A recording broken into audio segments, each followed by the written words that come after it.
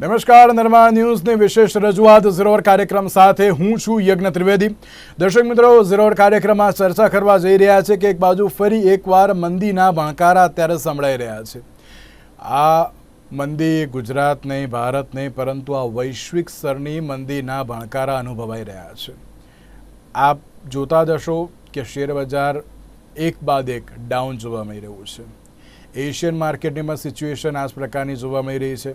તો બીજી બાજુ ગ્લોબલી જોવા જઈએ તો લાસ્ટ ટાઈમ જે આપણે ચર્ચા કરી હતી તે અનુસાર 3% ઓછું તો જોવા મળ્યું હતું ગ્લોબલ માર્કેટમાં, જે 3% જેટલો કાપ પણ જોવા મળ્યો હતો એવું કહેવું હતું કહી શકાય. પણ હવે હજુ પણ ક્યાંક પરિસ્થિતિ એની યથાવત જોવા મળી રહી છે. ગ્લોબલી પણ અત્યારે તો જે ઘણો ઘટાડો જોવા મળી રહ્યો હોય તે પ્રમાણેની પરિસ્થિતિ પણ સામે આવી છે. સાથે જ જ્યારે અમેરિકન શેર માર્કેટની વાત કરીએ, અમેરિકન શેર માર્કેટમાં પણ ખૂબ જ મોટો ઘટાડો જોવા મળી રહ્યો છે. આપ સૌને ખ્યાલ જ હશે કે રાષ્ટ્રપતિ ડોનાલ્ડ ટ્રમ્પ જ્યારે તેમણે પદગ્રહણ કર્યું ત્યારબાદથી પરિસ્થિતિ ક્યાંક બદલાયેલી જોવા મળી હતી. ટેરિફ વધારે પડતા લાદી દેવામાં આવ્યા. જ્યારે હમણાંની જ વાત કરીએ તો કેનેડાના જે ટેરિફની બાબત જે સામે આવી હતી ને જેમાં તેમણે એમ પણ કહ્યું કે હજુ પણ તેમાં ટેરિફ વધારવામાં આવશે. ભારતના ટેરિફમાં ઘટાડો કરવામાં આવ્યો છે એ બાબત પણ અત્યારે તો કહી શકાય. પણ તેની સાથે સાથે એશિયન માર્કેટની વાત કરીએ કે પછી ગ્લોબલી માર્કેટની વાત કરીએ ત્યારે તમામમાં ઘટાડો ઉત્તરોત્તર જોવા મળી રહ્યો છે. શું આ મંદીના અત્યારે તો ભણકારા છે? ચારે તરફ મંદીની ચર્ચાની સ્થિતિ યથાવત રહી તો આગામી સમય પણ ક્યાંક કપરો સાબિત થાય તો નવાઈ નહીં તેવું પણ અત્યારે તો જોવા મળી રહ્યું છે.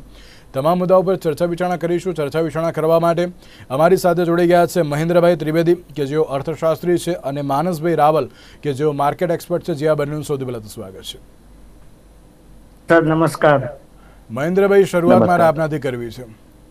મહેન્દ્રભાઈ, લાસ્ટ ટાઈમ આપણે જ્યારે ચર્ચા કરી હતી ત્યારે એમ કહેવાય કે એવું લાગતું હતું કે ના વૈશ્વિક સ્તરે કોઈ વાંધો નહીં આવે, કારણ કે રાષ્ટ્રપતિ ડોનાલ્ડ ટ્રમ્પ એ એક બિઝનેસમેન છે અને બિઝનેસમેનની દ્રષ્ટિએ જોવા જઈએ તો ક્યાંક અત્યાર સુધીનું જે સિચ્યુએશન છે તેમાં ક્યાંક ઉત્તરોત્તર વધારો કે ઘટાડો અત્યારે જોવા મળશે.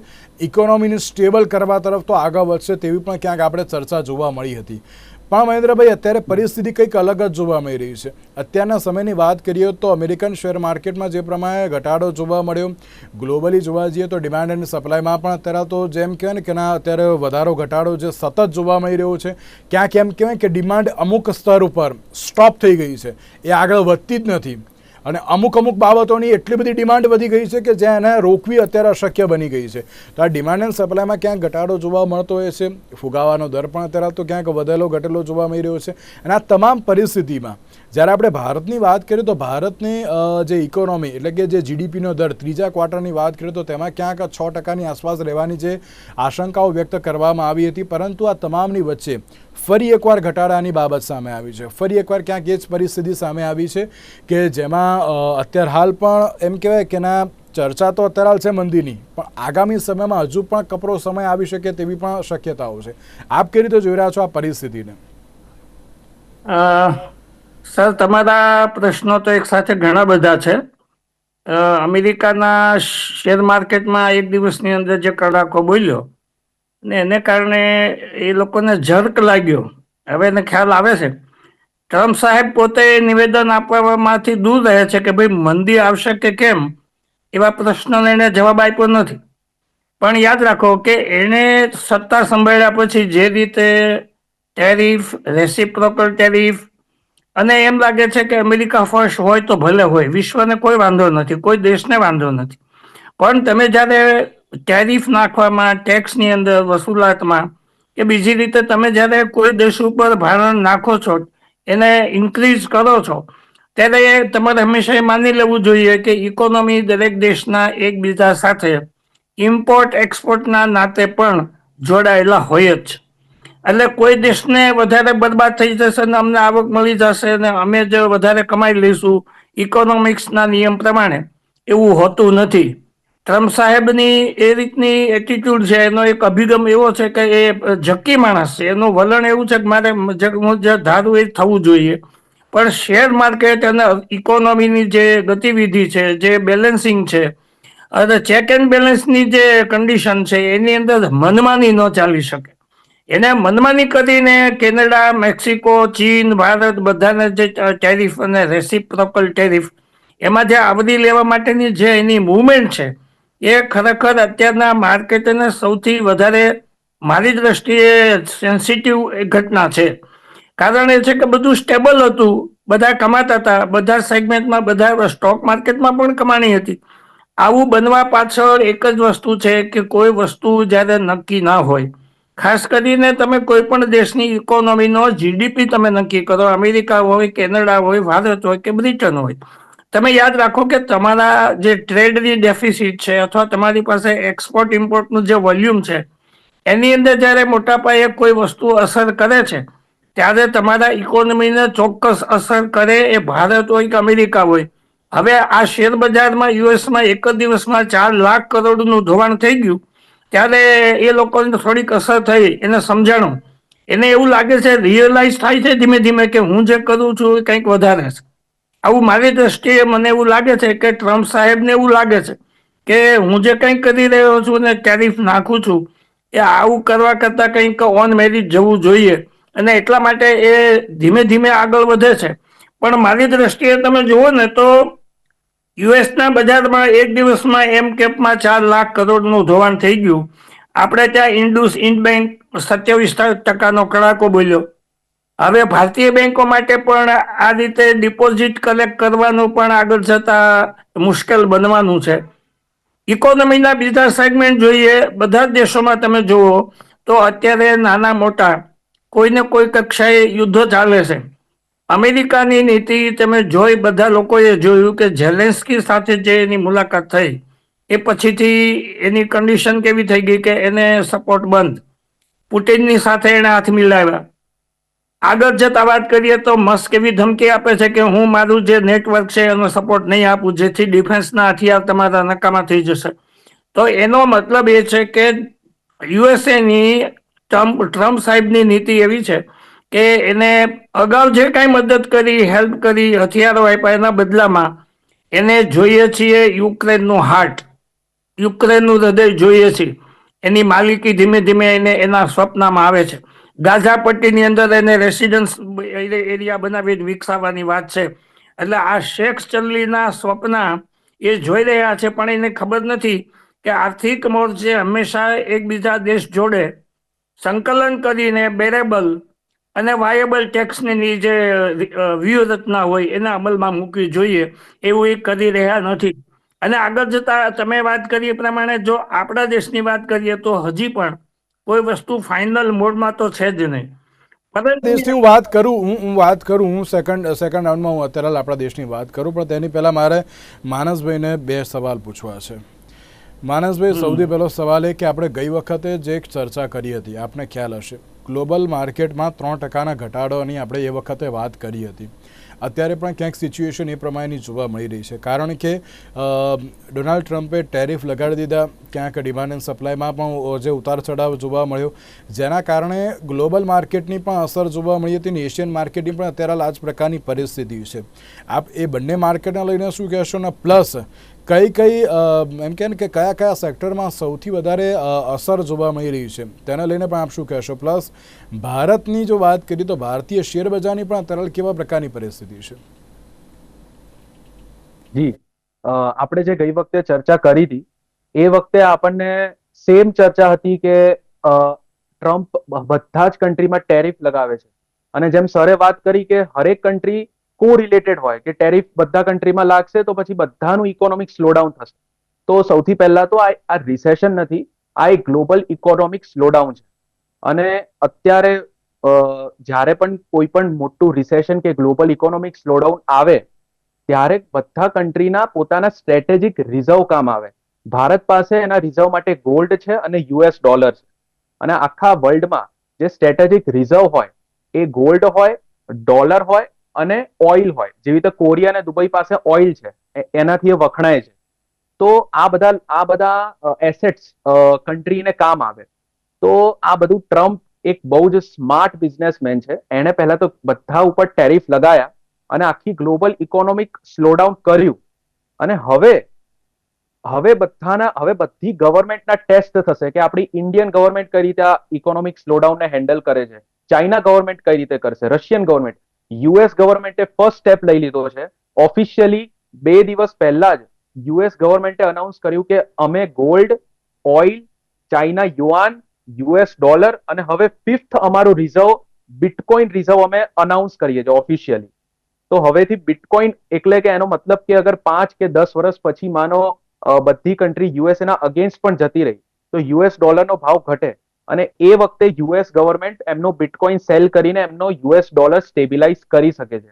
તો એક બહુ સ્માર્ટ મૂવ કર્યો છે યુએસએ કે એમનું બિટકોઇન રિઝર્વ એમણે બહાર પાડ્યું. તો હવે આ આટલા બધા ટેરિફ થયા જ્યારે સરે કીધું કે ઝેલેનિસ્કી સાથે મીટિંગ થઈ અને એના પછી હિસ્ટ્રીમાં ફર્સ્ટ ટાઈમ યુનાઇટેડ નેશન્સની અંદર યુક્રેનના અગેન્સ્ટ રશિયા અને યુએસએ બંને ગયા છે. તો આ બધા બહુ મોટી ન્યૂઝ છે અને બે વર્લ્ડના મોટા પાવર્સ અગર એક સાથે થાય છે એક નાનું કન્ટ્રીને અગેન્સ્ટમાં, યુક્રેનના અગેન્સ્ટમાં, અને યુક્રેનની સાથે જર્મની, કેનેડા અને બહુ બધા દેશો છે અત્યારે, અને નોર્વે ને બધા, અને ઇન્ડિયા જે છે એ ડિપ્લોમેટિક છે અત્યારે, બંને સાઈડ છે. તો આ એક બહુ મોટી મોટી ન્યૂઝ છે કે જેનાથી ગ્લોબલ ઇકોનોમિક સ્લોડાઉન થવાનું છે અને થશે જ. આ એક લોજિકલ વસ્તુ છે, પણ કઈ ગવર્મેન્ટ કઈ રીતે હેન્ડલ કરે છે એ આપણે જોવું પડશે. અને તમે પૂછ્યું કે કયા સેક્ટર્સમાં અફેક્ટ કરશે, તો મારા ખ્યાલથી આઈટી સેક્ટર છે એ સૌથી વધારે અફેક્ટ થવાનું છે. તો હું દર્શકોને એડવાઇસ આપીશ કે આ ફોર ઇન્ફોર્મેશન પર્પઝ કે આઈટી સેક્ટરથી થોડું દૂર જ રહેજો અને આઈટી સેક્ટરના સ્ટોક્સ હોય તો પ્લીઝ તમારે રોટેટ કરી લેજો. તમે પ્રાઇવેટ બેંક્સમાં રાખી શકો છો. અને બીજા અત્યારે ભારતની જે કન્ડિશન છે એના ઉપર હું હવે આવું કે ભારતની કન્ડિશનમાં એવું છે કે આપણે ઇન્ડિયન ગવર્મેન્ટે એક તો બહુ સારો કદમ લીધો હતો, બજેટમાં 60,000 કરોડની લિક્વિડિટી અનાઉન્સ કરી હતી. એનો મતલબ પૈસા વધારે પ્રિન્ટ થશે. પણ પ્રોબ્લેમ એ થઈ કે જે ગ્લોબલ ફેડરલ રિઝર્વ છે કે જે ઇન્ટરેસ્ટ રેટ કટ કરવાની હતી એનો ડિલે થયો છે. એ ઇન્ટરેસ્ટ રેટ કટનું અનાઉન્સમેન્ટ પછી કટ થયા જ નથી. તો એટલે આખું વર્લ્ડ એકદમ આમ શોક થઈ ગયું છે કે કઈ રીતે, એટલે હવે આ માર્કેટ પમ્પ થવાના હતા, હવે તો બહુ આમ અટકી ગયું છે. તો આ એક પોઈન્ટ છે, એના લીધે થોડું ઇન્ડિયન માર્કેટમાં અસર પડી છે. સેકન્ડ પોઈન્ટ એ છે કે ઇન્ડિયન ગવર્મેન્ટે પણ થોડા બહુ ખરાબ ડિસિઝન લીધા. Long term capital gain tax અને short term capital gain tax ઓછા કરવાની જગ્યાએ એ લોકોએ એમને એમ જ રાખ્યા અને થોડાક જ ઓછા કર્યા. તો એ ફોરેન ઇન્વેસ્ટર્સને અટ્રેક્ટ નથી કરતા. અને ઓફકોર્સ આપણા ડોમેસ્ટિક ઇન્વેસ્ટર્સ છે જેવી રીતે લાઈક એસબીઆઈ, એલઆઈસી બહુ મોટા મોટા ઇન્વેસ્ટર્સ છે. બટ શું એ લોકો ફોરેન ઇન્વેસ્ટર્સ સાથે મતલબ એ લોકો જોડે એકલા કેપિટલ છે કે ફોરેન ઇન્વેસ્ટર્સ સાથે પહોંચી વળશે? એ તો મારા ઓપિનિયનમાં મને નથી લાગતું કે થશે. અને જે થર્ડ વસ્તુ છે, શું અત્યારે ક્રિપ્ટોકરન્સી આટલી આગળ વધે છે તો એના પર કંઈક ટેક્સેશન ઓછા કર્યા કે રેગ્યુલેશન લાયા ઇન્ડિયન ગવર્મેન્ટે? તો નથી લાવ્યું. તો આ બધી એક વસ્તુ છે કે જે નેગેટિવ વસ્તુ છે. અને પોઝિટિવ વસ્તુ કહું તો ઇન્ડિયામાં બહુ જ બધા યુથ અત્યારે અવેલેબલ છે. તો મને લાગે છે કે આ જે ઇકોનોમી છે, this stock market is a ફેરલી valued, એકદમ સરસ ઇન્વેસ્ટર્સ માટે માર્કેટ છે કે આપણને જોવા મળે છે કે ઇન્વેસ્ટ કરી શકો છો તમે. બિલકુલ સાચી વાત છે. અને ક્યાંક અત્યારની પરિસ્થિતિ જોવા જઈએ ને તો હજુ પણ ક્યાંક પરિસ્થિતિ થોડીક વખરે તેવું લાગી રહ્યું છે. કારણ કે આપણે જ્યારે એમ કહે ને કે ભારતીય શેરબજારની વાત કરીએ ને તો તેમાં પણ અત્યારે દર વખતે, હું એમ નથી કહેતો કે ના શેરબજાર ડાઉન થયું એટલે આપણું જીડીપી ડાઉન થયું, પણ થોડું ઘણું કનેક્ટેડ તો અત્યારે જોવા મળતું હોય છે ઇકોનોમીની સાથે, અને એ જ પ્રમાણે ક્યાંક આકલન પણ કરવામાં આવતું હોય છે. પણ જ્યારે મહેન્દ્રભાઈ એક બાબત હું આમાં એ પણ એડ કરવા માગીશ કે જ્યારે આપણે ફેબ્રુઆરીની વાત કરીએ તો ફેબ્રુઆરીમાં છૂટક ફુગાવો એ 3.61 થયો હતો અને 7 મહિનામાં સૌથી નીચો અત્યારે તો એ જોવા મળ્યો હતો. કારણ કે જાન્યુઆરીમાં 4.31% હતો અને ત્યારબાદ તેમાં ઘટાડો પણ ક્યાંક જોવા મળ્યો હોય તે પ્રમાણેની પરિસ્થિતિ પણ જોવા મળી હતી. પ્લસ ક્યાંક જે ફુગાવાની તો આપણે દર વખતે વાત કરતા હોઈએ છીએ અને જે પ્રમાણે ફુગાવાનો દર જે 4%થી નીચે રહ્યો, શક્યતાઓ પણ એવી વ્યક્ત કરવામાં આવી હતી કે જે લોનના હપ્તા પણ અત્યારે તો ઘટી જશે, પરંતુ એવું કંઈક અત્યારે જોવા મળ્યું નહીં. તો આની ઉપરથી એમ કહી શકાય ના ભારતીય અર્થતંત્રની હું તો વાત કરું છું, સ્ટેબલ છે પણ હજુ થોડા ઘણા ઉતાર ચઢાવ જોવા મળશે. લાગે છે કે સ્ટેબલ છે તેમ આમ થોડું ઘણું કહી શકાય, કારણ કે જે પ્રમાણે ત્રીજા ક્વાર્ટરની વાત કરીએ તો તે 6%ની આસપાસ કહ્યું હતું એ અનુસાર. આ તમે જે આંકડા આપ્યા ને જે વાત કરી ને એ જે તે સમયે જે આ ફિગર આવ્યા એ સ્ટેબલ હતી એમ કહી શકાય, એમાં કંઈ ખોટું નથી. પણ એક વસ્તુ યાદ રાખવી જોઈએ કે ઓનગોઈંગ ચેન્જ આવ્યા જ કરવાના છે. આજની પોઝિશન છે એ અઠવાડિયા પછી અલગ હશે, મહિનાના અંતમાં જુદી હશે, પણ આપણે ગવર્મેન્ટે અને જે લોકો ઉદ્યોગપતિઓ છે એને જોવું પડશે ને વિચારવું પડશે. કારણ કે કેટલાક ફેક્ટર એવા છે જે વૈશ્વિક રીતે આપણા ઇકોનોમીને ચોક્કસ અસર કરે છે. એમાં પછી ટેરિફ હોય કે ઇમ્પોર્ટ એક્સપોર્ટને લગતી કોઈ પણ ઘટના હોય. નંબર 2 એ છે કે મેન્યુફેક્ચરિંગ સેક્ટર છેલ્લા 4 થી 5 વર્ષના તમે ફિગર જુઓ તો MSME અને અધર ઇન્ડસ્ટ્રીઝ એ અંડર પ્રેશર છે ઇવન આજની તારીખે. એવી રીતે તમે જુઓ તો એગ્રીકલ્ચરની અંદર પણ આપણે એટલું આગળ જઈ શક્યા નથી. ઘણા બધા કારણો છે. આજના પેપરમાં છે કે છેલ્લા 4 વર્ષમાં KCC 42% વધારે NPA વધ્યું છે. 42% ઇન્ક્રીઝ ઇન KCC NPA. બીજી રીતે જોઈએ તો ડિજિટલ ઇન્ડિયા થઈ ગયું છે. લોકો કરન્સી વિના કામ કરી શકે છે, વ્યવહારો સારી રીતે ચાલે છે. પણ એની સાથે સાથે એ યાદ રાખવું જોઈએ કે સાયબર ક્રાઇમ પણ છેલ્લા 4 વર્ષમાં કેટલા બધા વધ્યા છે. નંબર ઓફ કેસીસ અને અમાઉન્ટ જો ને તો 4 ગણી થઈ ગઈ એક વર્ષમાં. 2024ની વાત કરું છું કે એની અંદર પુષ્કળ વધ્યા. તો એનો મતલબ એ છે કે એની અંદર લોકો જે કામ કરી રહ્યા છે એ માત્ર એના એક સાધન મળ્યું છે, એના એક મેથડ મળી ગઈ છે એટલે ચલાવે છે. પણ એમાં રિસ્ક ફેક્ટર ઘણા છે. એને કેવી રીતે મિટિગેટ કરવા અને NPCI કઈ રીતે શું પગલાં લેશે કે રિઝર્વ બેંક કઈ રીતે એને અટકાવશે એ બાબતમાં we are not aware of anything. They have not announce till the date. હવે બીજી વાત કરીએ તો આપણે ત્યાં શું છે કે મેન પાવર પુષ્કળ પ્રમાણમાં છે, વસ્તી વધારે છે. જોબ ઓપોર્ચ્યુનિટી ગવર્મેન્ટ ધારે તો પણ બધાને આપી શકે એમ નથી. પ્રાઇવેટ સેક્ટર હોય કે પબ્લિક સેક્ટર હોય, જે જોબ ચાલુ છે એને કઈ રીતે મેન્ટેન કરવા. અને બીજી બાજુ તમે જુઓ તો હવે પછીમાં ડિજિટલ ઇન્ડિયામાં અને ભારતની અંદર AI નો વ્યાપ વધી રહ્યો છે. આર્ટિફિશિયલ ઇન્ટેલિજન્સ આગળ જતા કદાચ એવું પણ બનશે કે લેબરની કે એમ્પ્લોયની કે ઓફિસરની જરૂરત નહીં પડે એવા દિવસો આવવાના છે નજીકના ભવિષ્યમાં. કારણ ઓનગોઈંગ એમાં વર્ઝન બદલાતા રહેશે, સિસ્ટમ બદલાતી રહેશે. તો જોબ ક્રિએશન અને એની સાથે સાથે મોંઘવારીમાં વધારે કઈ રીતે દરેક પરિવારને મદદ કરવી, આ 2 વસ્તુ ઉપર રિઝર્વ બેંક ઓફ ઇન્ડિયા અને ગવર્મેન્ટ બંનેએ વિચારવું પડશે. જો એમાં કોન્ક્રીટ આયોજન નહીં થાય તો તમે કીધું સ્લો ડાઉનમાંથી મંદી 100% આવી શકે છે. હું એવું માનું છું કે આપણા કી પેરામીટર્સમાં India even as on today we are not forward.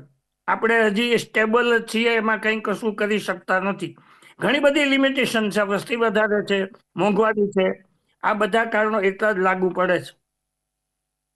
બેંકની વાત કરીએ તો જેમાં 22% જે શેરમાં જે ઘટાડો જોવા મળ્યો છે. પ્લસ એવી પણ બાબત જોવા મળી રહી છે કે ડિસેમ્બર ક્વાર્ટરમાં બેંકની સંપત્તિમાં 2.35%નો ઘટી શકે છે તેવી પણ બાબત સામે આવી છે.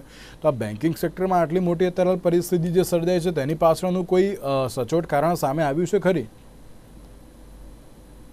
જી, તો ઇન્ડસઇન્ડ બેંક છે એ બેંક અત્યારે છેલ્લા 5th માર્ચ, મારા ખ્યાલથી 5th માર્ચ થી લઈને આપણે જોઈએ તો એ 1000 રૂપીઝથી 650 રૂપીઝમાં એ એકદમ કરેક્ટ થઈ જાય એનો સ્ટોક પ્રાઇસ. તો હવે તમે અગર બધા જ બેંકના સ્ટોક્સ જોશો, બધા તમે ખાલી બેંક નિફ્ટી સર્ચ કરશો અને ટોપ બેંક્સ જોશો, પ્રાઇવેટ બેંક્સ જોશો, બધાએ સારું રિટર્ન આપ્યું છે. HDFC બેંકે સારું રિટર્ન આપ્યું છે. બટ હવે આમાં હું દર્શકોને સમજાવવા માંગીશ કે 2 ટાઈપના સ્ટોક્સ હોય. એક હોય સ્પેક્યુલેટિવ સ્ટોક્સ અને એક હોય ફંડામેન્ટલ સ્ટોક્સ. હવે ઇન્ડસઇન્ડ બેંક હતી એ સ્પેક્યુલેટિવ સ્ટોક્સ છે કે જેનાથી કે વધારે એ બહુ અલગ અલગ સેક્ટર ને અલગ અલગ ફાઇનાન્શિયલ નાના મોટા સેક્ટરમાં ટચ કરે છે. તો એના ઉપર ન્યૂઝ આયા કરે છે અને તમે એના બેલેન્સ શીટ જોશો, અત્યારે એના CFOએ રિઝાઇન કરી દીધું છે. તમે એના બેલેન્સ શીટ જોશો તો એટલા બધા સારા પ્રોફિટ પણ નથી, એટલા બધા સારા માર્જિન પણ નથી. તો ઓલરેડી ખબર હતી જે લોકો સિરિયસ ઇન્વેસ્ટર છે કે આ બેંક્સથી થોડું દૂર રહેવાનું છે. બટ અગર હું બીજા બધા બેંક્સ કહું તો હું અત્યારે એક એક્ઝામ્પલ આપું છું કે એક સ્પેક્યુલેટિવ સ્ટોકનો એક્ઝામ્પલ આપું. માનો અદાણી એન્ટરપ્રાઇઝ છે. અદાણી એન્ટરપ્રાઇઝનો પ્રાઇસ ટુ અર્નિંગ રેશિયો 71 ચાલે છે. પ્રાઇસ ટુ અર્નિંગ રેશિયો અગર વધારે હોય અને આટલી મોટી company 3 lakh crore market cap વાળી કંપનીનો અગર વધારે હોય તો એ શું એ મેન્ટેન આટલું બધું ગ્રોથ મેન્ટેન કરી શકશે શું અદાણી એન્ટરપ્રાઇઝ? મને નથી ખબર. મે બી કરે, મે બી ના કરે. બટ આ બહુ જ મોટો સ્ટોક છે ને, આનો પીઈ રેશિયો આટલો બધો છે, એટલે આનો ગ્રોથ પોટેન્શિયલ નોર્મલી સ્ટોક માર્કેટમાં બધા કહે કે આમાં ઇન્વેસ્ટ ના કરાય બીકોઝ આનો ગ્રોથ બહુ આ મેન્ટેન કરી શકશે કે નહીં. અને હું સેમ વસ્તુ એક્સિસ બેંકનો સ્ટોક લઈને કહું. એક્સિસ બેંકનો સ્ટોક નો પીઈ રેશિયો 11 છે અને એના જે પ્રોફિટ છે એ ડબલ થયા છે, એના રેવન્યુ ડબલ થયા છે. તો આ એકદમ લોજિકલ વસ્તુ છે. તમે જ કહો કે કયો સ્ટોક લેવાય, કયો સ્ટોક ના લેવાય. બટ હું ખાલી એટલું કહેવા માંગુ છું કે આ એક્સિસ બેંક જે સ્ટોક છે ને ફંડામેન્ટલ સ્ટોક કહેવાય. જે નિફ્ટી 50 ના સ્ટોક્સ છે એ બધા ટોપ ફંડામેન્ટલ સ્ટોક્સ કહેવાય કે જેમાં સારા સારા છે, જે રીતે એશિયન પેઇન્ટ્સ છે, HUL છે, એ બધા ફંડામેન્ટલ. તો એ ડિફરન્સ સમજીને તમે ઇન્વેસ્ટ કરો. અને જ્યારે હું કહું છું કે માર્કેટ બહુ જ સરસ છે અને ઇન્વેસ્ટેબલ છે, તો એનો મતલબ એવું નહીં કે તમે કોઈ પણ સ્ટોકમાં ઇન્વેસ્ટ કરી દો. એનો મતલબ એમ કે હવે સ્મોલ કેપ ઇન્ડેક્સ છે, નિફ્ટી સ્મોલ કેપ ઇન્ડેક્સ, એ છેલ્લા 2 થી 3 વર્ષમાં 200%, 300%નું રિટર્ન આપી દીધું હશે. અને મિડ કેપ ઇન્ડેક્સ છે, એને પણ 200-300%નું રિટર્ન આપી દીધું હશે. લોકો પ્રોફિટ કમાઈ લીધા હશે અત્યાર સુધી. અને અત્યારે તમે માનસભાઈ, મારે એક વાત હજુ પૂછવી છે આપણે, કે આપણે ટેરિફની વાત કરીએ તો ગ્લોબલી જે પ્રમાણે ડોનાલ્ડ ટ્રમ્પે જે બધા ટેરિફ લગાડ્યા છે કે જેની અસર અત્યારે પણ આખી ગ્લોબલમાં જોવા તો મળી છે, શું હજુ પણ ક્યાંક વધારે પડતી અસર ગ્લોબલ લેવલે હજુ થશે? કારણ કે ક્યાંક કેનેડાના ટેરિફ વધારવાની પણ બાબત જોવા મળી રહી છે. ચલો, ભારતના તો ઘટાડ્યા, પણ આ જે ટેરિફ વધાર્યા છે કે જેની સીધી અસર, હું એકલું ભારતની વાત નથી કરતો, પણ ભારતની આસપાસ જે પાકિસ્તાનની વાત કરીએ તો અત્યારે પાકિસ્તાનની જીડીપીમાં જુઓ તમે કેટલો મોટો અત્યારે ઉતાર ચઢાવ જોવા મળ્યો છે. કેવી ખરાબ પરિસ્થિતિ અત્યારે તો પાકિસ્તાન પ્લસ બાંગ્લાદેશ એ બધાની જોવા મળી રહી છે. એ ક્યાંક અત્યારે તો દેશો બધા એમ કહે ને કે ના ઘણા બધા મંદીમાં ધકેલાઈ ગયા છે. શું હજુ આગામી સમયમાં પણ તેની અસરો વધશે ખરી, માનસભાઈ? જી, જે બીજા બધા કન્ટ્રીઝ છે એની ઓફકોર્સ અસર વધવાની છે. બટ મેં તમને પહેલા જ કીધું છે કઈ રીતે ગવર્મેન્ટ હેન્ડલ કરે છે એ એના ઉપર ડિપેન્ડ કરશે. જે રીતે અત્યારે બધા યુરોપિયન યુનિયનના ઇન્વેસ્ટર્સ હતા, જે વેનગાર્ડ ઇન્ડેક્સ કહેવાય, એનાથી લોકો ટ્રાન્સફર થાય છે યુએસ અને ચાઇના જેવા સેફ ઇન્વેસ્ટર્સમાં. ઇન્ડિયાથી પણ બધા ટ્રાન્સફર થાય છે યુએસ અને ચાઇનાના ઇન્ડેક્સમાં, હેંગસેંગ ઇન્ડેક્સમાં, S&P 500માં, ડાઉ ઇન્ડેક્સમાં. તો આ બધું રોટેટ કરે છે બધા ફોરેન ઇન્વેસ્ટર્સ કે કયા અત્યારે સેફ બેટ છે. જે મોટા મોટા કન્ટ્રીઝના રશિયન જે ઇન્ડેક્સ, સ્ટોક માર્કેટ ઇન્ડેક્સ છે, તો આ બધા બધે જ અસર કરશે. અને થોડું આપણે ઇન્ડિયન ગવર્મેન્ટને પણ પોઝિટિવ વસ્તુ કહું કે આપણે ટેરિફ જોઈ લીધા છે. આપણે અત્યારે સ્લો જીડીપી ગ્રોથે જોઈ લીધો છે. આપણે અત્યારે સ્મોલ કેપ અને મિડ કેપનો ક્રેશ જોઈ લીધો છે. આપણે ફોરેન ઇન્વેસ્ટર્સના એક્ઝિટ પણ જોઈ લીધા છે. આપણે ટેક્સ લોસ હાર્વેસ્ટિંગની માર્ચની જે સિઝન છે અત્યારે એમાં છે, એ પણ ઓલમોસ્ટ હવે આપણે માર્ચ પણ ખતમ થઈ જશે. તો આ બધા ઇન્ડિકેટર્સ કહે છે કે આપણે રિસેશનમાં અત્યારે સ્ટેબલ રહ્યા છે અને રહીશું, અને 20% થી વધારે ડાઉન નથી જવાનું માર્કેટ. તો એક સિમ્પલ લોજિક છે કે અત્યારે Indian Nifty 50 large cap stocks બહુ જ સારા પોઝિશનમાં છે ઇન્વેસ્ટર્સ માટે. મહેન્દ્રભાઈ, એક લાસ્ટ એન્ડ ફાઇનલ ક્વેશ્ચન, શું હજુ પણ ક્યાંક કપરી પરિસ્થિતિ આવી શકે ખરી? મારા ખ્યાલ પ્રમાણે ગ્લોબલી વાત કરું છું, હું ભારતની વાત નથી કરતો, હું ગ્લોબલી વાત કરું છું. હા, ઇવન ગ્લોબલી તમે એક વસ્તુ સમજો કે કોઈ એક સોસાયટીમાં કે કોઈ એક એરિયામાં એક જગ્યાએ આગ લાગે ને, એ આગ લાગે ત્યારે છેલ્લા નંબરના બંગલાવાળા એવું નહીં માનવું જોઈએ કે આ મારા ઘર સુધી આવશે જ નહીં એવું માનવાને કોઈ કારણ નથી.